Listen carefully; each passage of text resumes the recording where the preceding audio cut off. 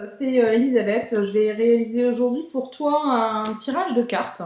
Je dis tu parce que je dis tu à tout le monde, donc ne te sens pas offensé. C'est pas une question de manque de respect ou quoi que ce soit, c'est juste que c'est beaucoup plus pratique pour moi de dire tu à tout le monde. Voilà. Donc ceci étant dit, tu m'as fait une demande de voyance sur YouTube directement, donc je vais te faire une séance aujourd'hui. Je vais essayer du moins. Essayer déjà dans un premier temps et puis je verrai bien si j'ai des réponses. Je m'organise un petit peu, pardonne-moi pour le bruit. Donc voilà, je vais réaliser mon tirage. Je vais juste garder ça parce que sinon je vais être perdue. Hop. Et puis voilà. Dans un premier temps, tu m'as envoyé donc ta photo. Ce sont les seules infos que j'ai, photo plus ton prénom. Quand j'ai reçu ta photo, en fait, moi, ce qui me gêne, ce qui m'est venu tout de suite, c'est que je pense que tu es dans une situation sentimentale très compliquée. Je pense que tu es quelqu'un de particulièrement affectif.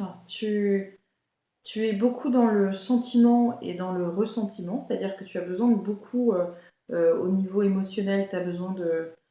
je pense que tu es quelqu'un de très câlin, quelqu'un de très tactile, où tu as t'as besoin de sentiments, tu as besoin d'émotions, tu as besoin voilà, t'as besoin de sentir et de ressentir. Et j'ai l'impression que c'est ça qui te manque aujourd'hui. D'accord. Donc tu m'as demandé un tirage global. Tu n'avais pas forcément de questions particulières. Mais même si tu n'avais pas de questions, je pense que volontairement tu ne me les as pas posées. Mais je pense que tu attends quand même beaucoup de réponses. Voilà. Bien entendu, je suis obligée de prévenir quand même que la voyance n'est pas une science exacte, que ce que je vais te dire dans ce tirage ne va pas forcément se réaliser. Alors, je suis désolée. La voyance, c'est pas une science exacte, comme je viens de le dire. Il faut pas prendre la voyance pour argent comptant, d'accord? C'est pas parce que la voyante a dit que forcément c'est bon, j'ai qu'à juste attendre sur mon canapé et puis les choses vont arriver. Non, absolument pas. C'est-à-dire que je dis toujours ça quand je commence une consultation, mais nous sommes les seuls bâtisseurs de notre vie. Ça veut dire que si euh, tu n'entreprends pas les choses de ton côté pour que ça se réalise, les choses ne vont pas se réaliser. Faut bien être clair. Je vais toujours prendre l'exemple de la personne qui est en recherche d'emploi, par exemple, et puis à qui je vais dire, bah voilà, je pense qu'à partir du mois d'octobre, tu vas avoir éventuellement des propositions. En tout cas, ça va être un moment propice pour un nouvel emploi. Si cette personne-là reste dans son canapé en attendant le mois d'octobre, il y a de fortes chances que le travail ne vienne pas frapper à sa porte. C'est-à-dire que la voyance, c'est exploiter une probabilité et vous indiquer les grandes lignes de ce qui peut se passer si on est dans une impulsion de faire en sorte que les choses arrivent. Ok. Quelqu'un qui est célibataire et qui veut rencontrer quelqu'un, bon, maintenant avec Internet, tout est possible, mais il y a plus de chances de provoquer un petit peu les choses plutôt que de rester dans son coin à attendre que les choses arrivent pour nous-mêmes. Hein. Il faut quand même aider un peu le destin des fois pour que ça se réalise. Pareillement, pour donner un troisième exemple, je dirais la personne qui me dit voilà, moi je suis en couple mais je suis pas heureuse, quand est-ce qu'on va se séparer? Ben, tu te sépareras quand tu auras envie de partir, hein, tout simplement. C'est toi qui décides, ton libre arbitre fait que c'est toi qui prends les décisions. Ok. Donc moi je vais réaliser ton tirage. Maintenant, il se peut que je me trompe, hein, bien entendu. Je suis pas non plus un robot. Hein.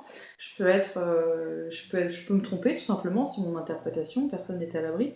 Mais en tout cas, moi, je vais essayer de te donner les outils. Et puis ensuite, ce sera à toi de faire le maximum. Donc, je vais utiliser le karma, les cartes du karma aujourd'hui. Pourquoi? Tout simplement parce que c'est les cartes avec lesquelles je pratique le plus par moment. En ce moment, c'est ces cartes-là. Après, ça peut être d'autres, des oracles. Je fonctionne avec différents tirages. Hein. Il n'y a pas de, il n'y a pas de, il y a pas de loi, comme on dit. Mais pour moi, en tout cas, je sais c'est du sens ce que je dis des fois. J'essaie de me concentrer, c'est pour ça. S'il y a des blancs, c'est pareil, c'est normal. Faut pas faire attention. Donc moi, ce qu'on me signale, c'est que tout de suite, ce qui me vient, c'est qu'il y a un gros problème dans le couple. Il y a un gros problème dans le couple, mais qui dure depuis un certain temps. C'est pas quelque chose, voilà, c'est pas quelque chose qui est là depuis 6 mois. On va dire que c'est là depuis un certain temps. Donc je pense que tu es en couple, ça c'est certain. Je pense aussi que tu as des enfants, parce qu'on me donne le chiffre 2. Donc je pense que tu as 2 enfants. Et je pense que le problème qu'il y a dans le couple, c'est un problème qui est lié justement à... comment je te dirais? Quelque chose qui est lié à la grossesse, ou qui est lié à une grossesse, ou quelque chose comme ça. Parce que j'ai la sensation que tu as 2 enfants. Alors, on me donne d'abord le chiffre 2, donc je pense que tu as 2 enfants. Pour moi, c'est des filles. Et je pense qu'il y a eu une troisième grossesse qui a posé problème et qui n'a pas été jusqu'au terme. Il y a quelque chose comme ça. Tu me confirmeras ou pas, hein, bien sûr, je peux me tromper. Mais en tout cas, moi, le chiffre 3, ou alors ça fait 3 ans, ou alors c'est la troisième grossesse. Il y a quelque chose avec le chiffre 3. Et pour moi, c'est quelque chose qui a. Et c'est un peu la racine du problème. C'est comme si il y avait eu ça dans votre couple, et puis finalement que.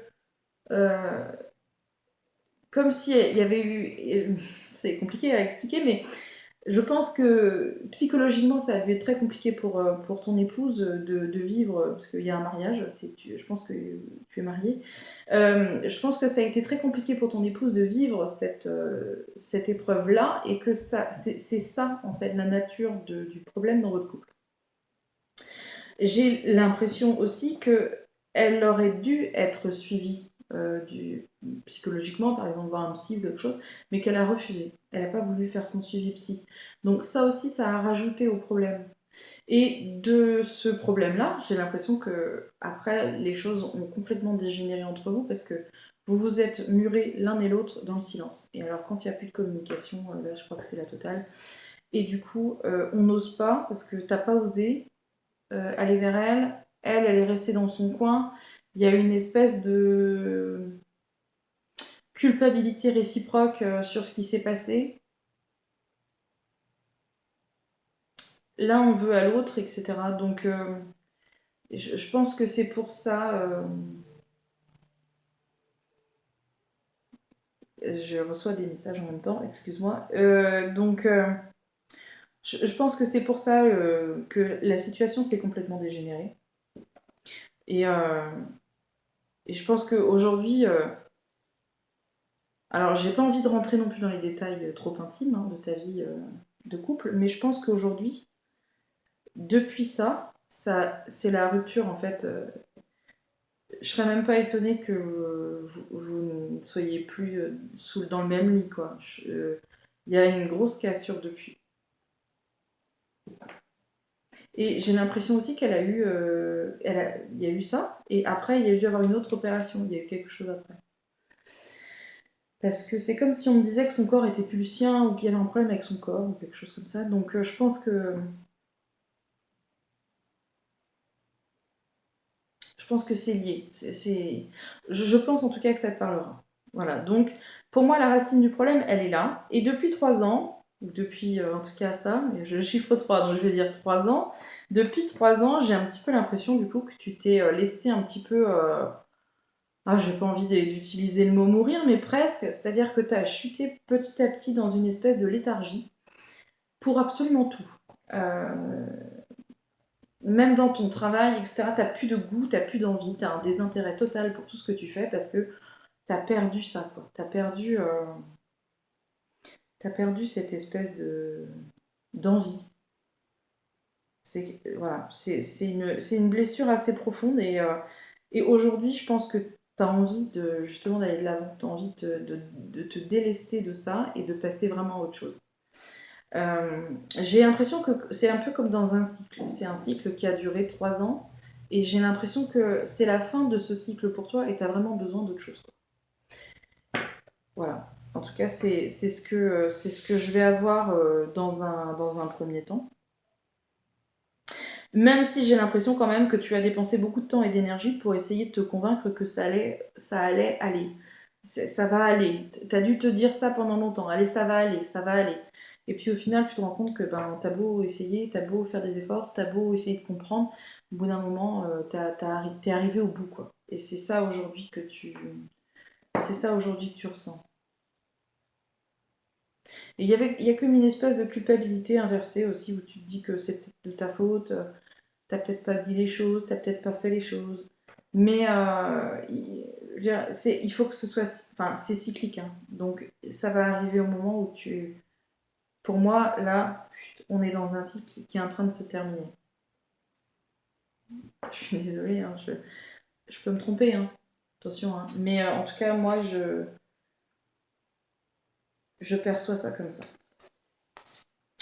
Après, la violence, j'allais dire.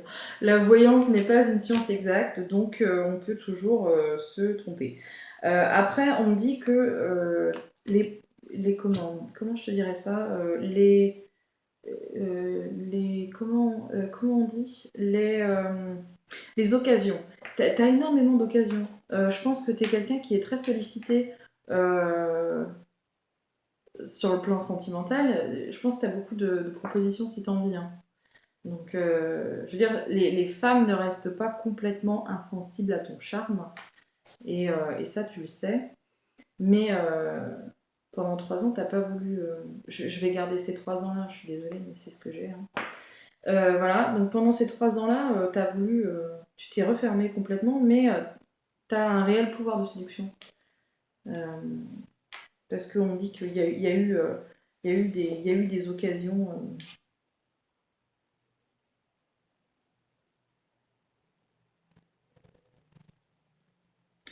Alors, il y a eu des occasions, mais il y a eu surtout une occasion. C'est ça qu'on est en train de me dire. Alors, il se peut très bien que tu aies rencontré, ou que, oui, que tu aies rencontré il y a quelque temps, mais c'est assez récent que tu aies rencontré quelqu'un.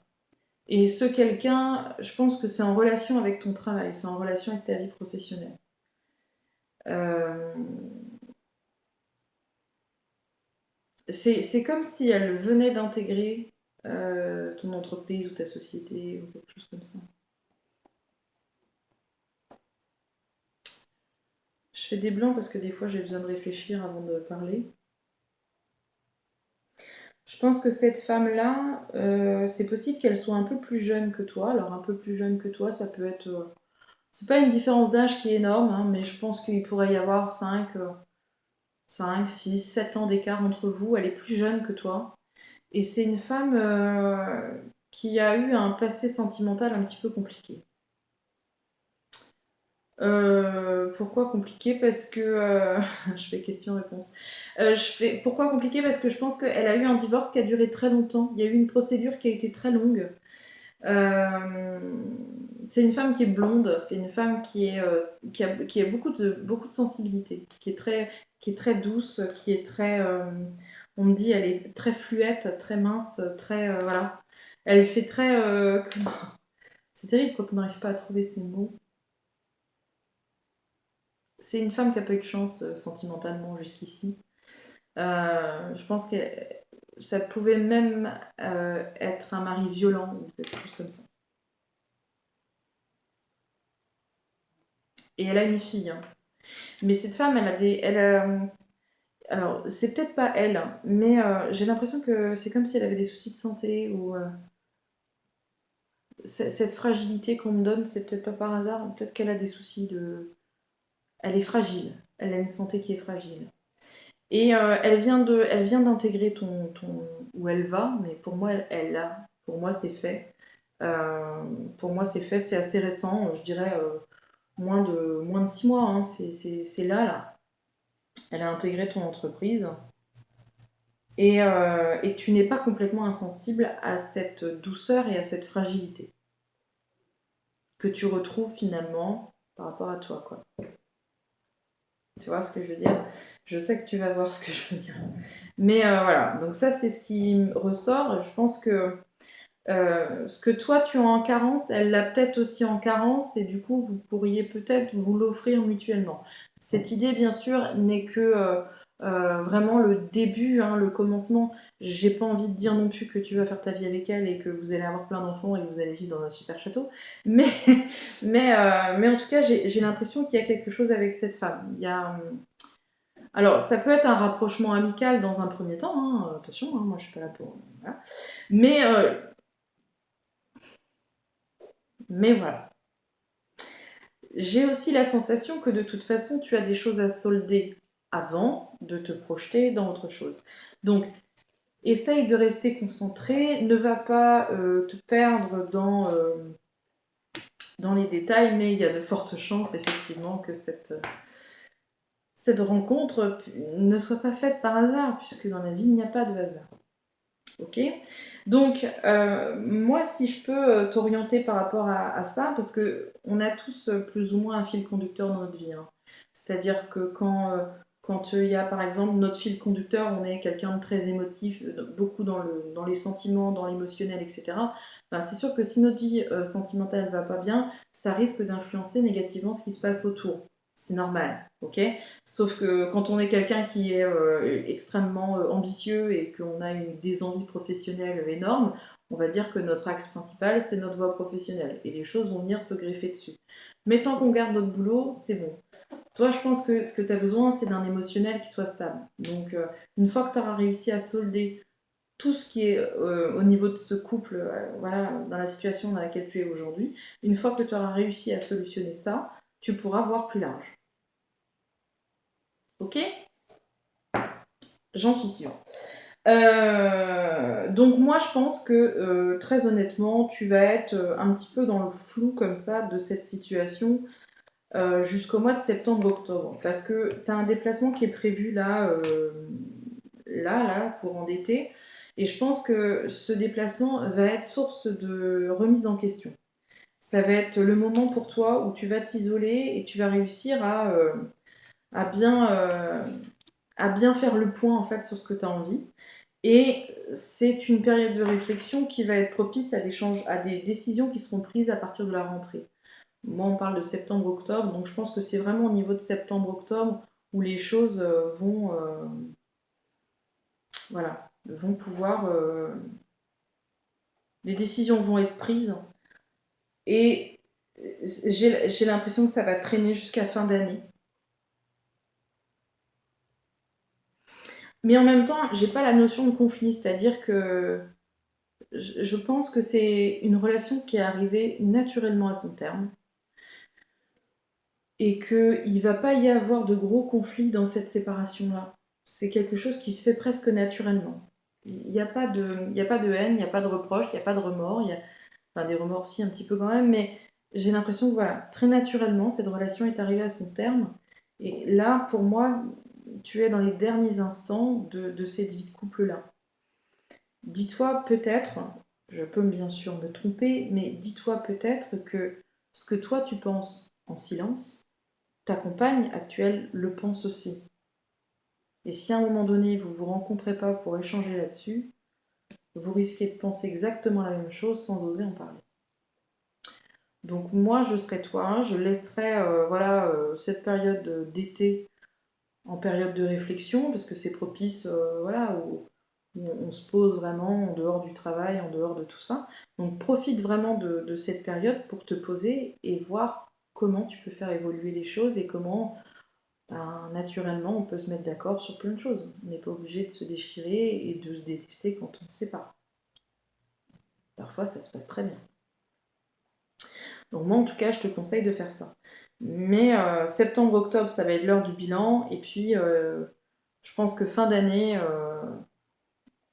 on me dit que ça sera probablement le dernier Noël. Il y a un déplacement, tu fais Noël en famille, toi, d'habitude. Tu bouges un peu, non? Tu restes pas chez toi. Parce que j'ai l'impression qu'il y a une espèce de tradition où il faut toujours partir. Voilà. Et c'est comme si on me disait, bah, c'est la dernière fois, là, c'est le dernier Noël. Voilà. Alors je sais que c'est pas très gai ce que je suis en train de te dire. Tu vas te dire, ouais, super, elle est en train de me dire je vais divorcer. Mais je te rassure que ça va être une période plutôt positive pour toi, contre toute attente. Et, Et tu vas repartir après sur un nouveau cycle. Donc ce cycle-là, il va se solder jusqu'à la fin de l'année. Ok. Par contre, en janvier, tu repars, mais alors j'ai envie de dire, sur les chapeaux de roue. Je vais juste finir avec l'année 2017. Je pense aussi que tu as quelque chose, un déplacement qui est prévu avec ton travail sur, je dirais sur novembre. Quelque chose, mais qui est à l'étranger. C'est un déplacement professionnel à l'étranger. Et je crois que ta collègue sera de la partie. C'est tout. Et je te laisse faire le lien tout seul. Donc pour moi, il y a ce déplacement qui est fait. Et après, donc décembre, on solde tout. Là, on prend vraiment des décisions. Et janvier, on pense vraiment à l'avenir et on pense vraiment à ce qu'on va faire. Janvier, ça va être une période où tu vas avoir beaucoup de démarches administratives à faire. C'est un moment où, voilà, alors on me dit jusque printemps, donc donne-toi peut-être un petit peu plus d'un trimestre, mars, avril, pour réussir à bien faire les choses. Il y a des gros changements qui sont à prévoir. Je pense qu'il y a un déménagement qui est prévu. Il y a une maison qui va être mise en vente, mais qui va être mise en vente et vendue très vite. Et ça, c'est la première chose. Mais je pense que c'est pas ton lieu de vie principal. Parce que je te vois plus vivre en appartement dans une grande ville. Et cette maison-là, elle est située, elle est un peu isolée. Cette maison-là, c'est la première chose qui va être mise à vendre. Et tu comptes beaucoup sur cette rentrée d'argent-là pour te relancer. Donc, cette maison-là va être vendue très très vite. Tu vas voir qu'à peine elle va être mise à vendre et que déjà elle va être partie. Donc ça va vraiment t'aider à mettre le pied à l'étrier pour partir sur autre chose. Et, et je tire plusieurs jeux en même temps parce que j'ai besoin d'indications sur des trucs. Enfin voilà. Et c'est une maison qui, on me dit qu'il va y avoir des déplacements à faire. C'est possible que ce soit une maison qui soit située, je sais pas non plus à 1000 bornes, hein, mais je dirais à 200-300 km, où tu es obligé d'aller faire des allers-retours comme ça. C'est peut-être pour la vider la maison. Elle est pleine la maison. Donc il y a des allers-retours à faire. Donc ça, il faut pas que tu t'inquiètes parce que ça va se passer très très vite. Et j'ai l'impression que toi, tu vas partir de là où tu es, mais peut-être qu'elle va garder l'appartement, mais toi, en tout cas, tu t'en vas. Tout ça, ça va se passer sur le premier trimestre 2018, donc ça va aller assez vite, hein, finalement. Ça va aller assez vite. Voilà pour ce qui est, on va dire, côté cœur et puis côté finance. Ensuite, on me dit que tu as un projet professionnel. Alors, j'ai la sensation que tu es dans ce poste depuis un bon moment, mais que tu n'y trouves pas forcément toute satisfaction. Là encore, c'est pareil, tu es quelqu'un de très cyclique. Il te faut des émotions. Si tu n'as pas d'émotions, ça va pas. Et là, je pense que tu es arrivé dans un certain désintérêt total pour ce que tu es en train de faire et il y a une envie de changement et quelque chose. Alors, c'est quelque chose auquel tu as déjà pensé. Tu as déjà pensé faire ça, mais c'est quelque chose qui nécessite une formation. Il y a besoin de l'esprit, il y a besoin de. C'est quelque chose de très. Comment je te dirais? C'est quelque chose qui s'apprend. C'est quelque chose qui est en rapport avec l'intellectuel. Je n'ai pas d'autres informations pour l'instant, mais c'est un projet professionnel qui te fera travailler seul, dans l'indépendance. Alors, ne sois pas pressé, dans le sens où tu vas avoir donc le premier trimestre 2018 qui va être intense au niveau changement, mais tu vas avoir cette envie aussi qui va arriver tout de suite. Euh, Dis-toi que tu vas avoir besoin de temps quand même pour te former, pour apprendre, pour pouvoir vraiment te mettre tout seul. Et travaille bien aussi sur ta rigueur personnelle parce que aujourd'hui tu travailles en équipe, donc les autres te portent aussi dans dans une impulsion de travail. Quand on travaille seul, c'est plus compliqué. Je pourrais t'en parler si tu veux. Parce que quand on travaille en équipe, c'est bien. Mais quand on travaille seul, ça demande beaucoup de rigueur.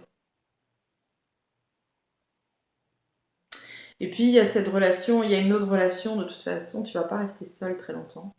Ça, ça c'est sûr. Et puis, c'est comme si tu trouvais en fait ton alter ego, quoi, dans cette nouvelle relation. Et il n'y a rien de négatif avec ton ancienne relation, hein. C'est quelque chose de vraiment très fluide qui se passe sans violence, sans haine, sans rien. Enfin voilà. Donc, ne sois pas inquiet concernant cette relation. Pour faire une conclusion et un récapitulatif, je te dirais que là, aujourd'hui, on est en juillet.